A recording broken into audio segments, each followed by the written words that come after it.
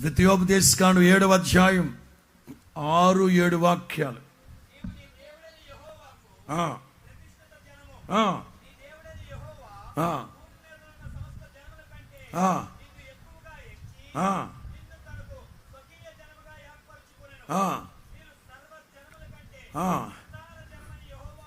పరిశుద్ధమైన జనులు ఎవరు? మన దేవుడు ఎవరు? ప్రపంచములో ఎవరైనా చెప్పగలిగారా మాట? ప్రపంచములో ఎవరైనా చెప్పగలిగారా నేను పరిశుద్ధుడినై ఉండులాగును మీరును? ఎవరైనా చెప్పగలిగారా? పరిశుద్ధుడు అనే మాట కూడా చాలా తక్కువ అండి. అతి పరిశుద్ధుడా స్తుతి. స్టడీ ప్రసంగం అయిపోయాక అర్పిద్దాం నైవేద్యం.